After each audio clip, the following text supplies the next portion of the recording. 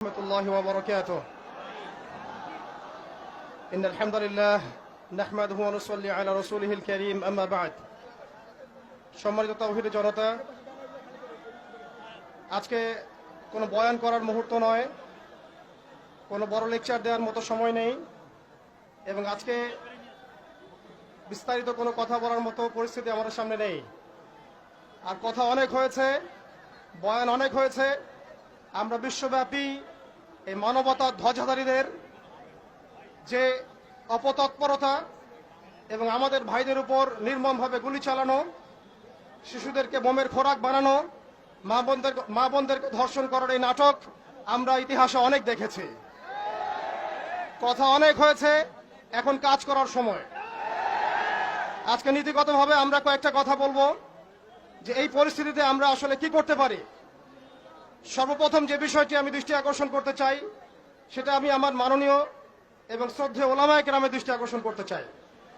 আমি দৃষ্টি আকর্ষণ করতে চাই ইসরায়েলের এই বর্বরতার বিরুদ্ধে একমাত্র গ্রহণযোগ্য কার্যকারী সমাধান যে জিহাদ ফি সাবিলিল্লাহ, এই ফতোয়াটাকে সুস্পষ্ট করতে হবে। সর্বপ্রথম আমাদেরকে জিহাদের ফতোয়া সুস্পষ্ট করতে হবে। জিহাদ ফি সাবিলিল্লাহ ছাড়া ইসরায়েল সংকট, ফিলিস্তিন সংকট সমাধানের দ্বিতীয় কোনো পথ পদ্ধতি যে নেই, এটা আমাদের জনগণকে বোঝাতে হবে। অজু, গোসল, নামাজ, রোজার মাসালা যেভাবে শিখি, ঠিক সেভাবে জিহাদ ফি সাবিলিল্লাহর মাসালাও শিখতে হবে। প্রতিটা নিজামের মধ্যে, পাঠ্যপুস্তকের মধ্যে এই মাসালার বিষয়গুলো, এর ফরজিয়াতের বিষয়গুলো অন্তর্ভুক্ত করতে হবে। দ্বিতীয় কথা যেটা বলতে চাই, ইসরায়েল একা শক্তিশালী হয় নাই। সুদীর্ঘ সময় পর্যন্ত ব্রিটেন তাকে সহযোগিতা করেছে। তারাই একত্রে হাত মিলিয়ে অটোম্যানদেরকে উৎখাত করেছিল। এর পরবর্তীতে পুরো পশ্চিমা বিশ্ব তাকে সহযোগিতা করেছে, আজও করে যাচ্ছে। আমরা ইসরায়েলের ব্যাপারে সোচ্চার, কিন্তু তার বন্ধুদেরকে আমরাও যদি বন্ধুরূপে গ্রহণ করি, তাহলে এটা হবে একটা দ্বিচারিতা, একটা মুনাফিকি আচরণ। আজকে ইসরায়েল টিকে আছে আমেরিকার উপরে। আমরা সুস্পষ্ট বলতে চাই, এই সাপের মাথা ইসরায়েল নয়, এই সাপের মাথা, মূল মাথা হচ্ছে আমেরিকা। আমরা সাপের লেজ নিয়ে কথা বলছি, কিন্তু মাথার কনসুলেট ঘেরাও করার মতো সাহস আমাদের হচ্ছে না। তাদের প্রতিনিধিকে ডেকে এনে জিজ্ঞাসাবাদ করার মতো সাহস আমাদের হচ্ছে না। আমরা ইসরায়েল নিয়ে তৎপর, কিন্তু আমেরিকার যে আগ্রাসী ভূমিকা, কে ইসরায়েলকে অর্থ দিয়েছে? কে ইসরায়েলকে অর্থ দিয়েছে, বোম দিয়েছে? কোন সভ্যতা ইসরায়েলকে দাঁড় করিয়েছে? কোন সভ্যতা ইসরায়েলকে অর্থ দিয়েছে, বোমা দিয়েছে, সাহায্য করেছে? আমরা ইসরায়েলের ব্যাপারে সোচ্চার হলেও কেন আমরা আমেরিকার ব্যাপারে সোচ্চার নই? কেন আমরা পশ্চিমাদের ব্যাপারে সোচ্চার নই? আমাদের উচিত হবে তাদের সকলের সাথে বন্ধুত্বপূর্ণ সম্পর্ক ছিন্ন করা। প্রত্যেকটা মুসলিম কান্ট্রি থেকে ইসরায়েলের সাথে যাবতীয় কূটনৈতিক তৎপরতাকে ছিন্ন করা। শুধু তাই নয়, আরেকটা বিষয় আছে, আমরা মৌলিক ইসরায়েল সম্পর্কে সচেতন। আমাদের বাড়ির পাশে নতুন একটা ইসরায়েলের জন্ম হয়েছে, এই ব্যাপারে আমরা সচেতন নই। আমরা দেখলাম তারাবির নামাজে মসজিদ ভাঙা হলো।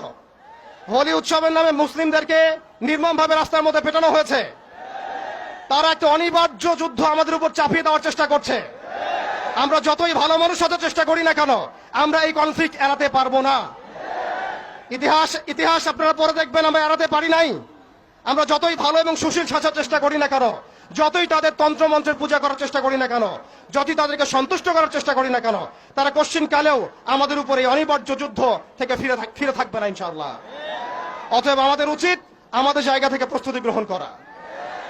এখন আমরা কি প্রস্তুতি গ্রহণ করতে পারি, এটা আপনারা সবাই জানেন।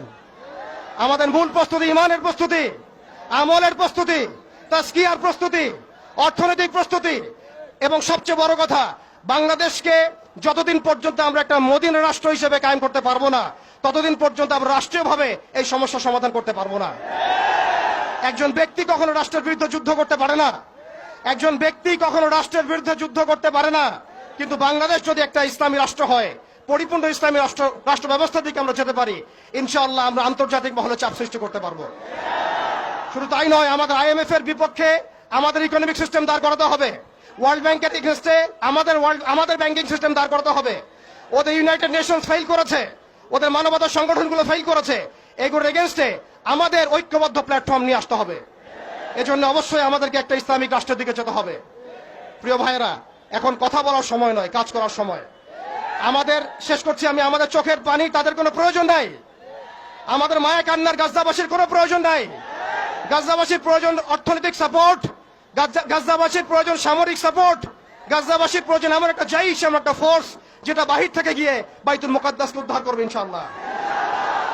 আর আপনারা ভবিষ্যৎবাণী শুনে রাখবেন, ইনশাআল্লাহু আযজা ওয়া জাল আল্লাহ রাব্বুল আলামিনের এই বান্দাদের মধ্যেই এমন একটা জাইশ, এমন একটা দল আল্লাহ পাক সৃষ্টি করে দিবেন ইনশাআল্লাহ।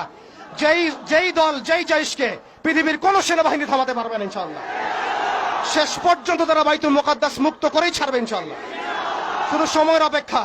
তারা আমাদেরকে অপশন দিয়েছে, হয় আমাদের দাস হও, না হলে মরো। শেষ কথা, তারা আমাদেরকে অপশন দিয়ে দিয়েছে, হয় আমরা তাদের দাসত্ব করব, না হলে মরবো। আমরাও বলে দিচ্ছি, আমরা দাসত্ব করব না। আমরা হয় শহীদ হব, অথবা স্বাধীনতা ছিনিয়ে নিয়ে আসবো ইনশাআল্লাহ।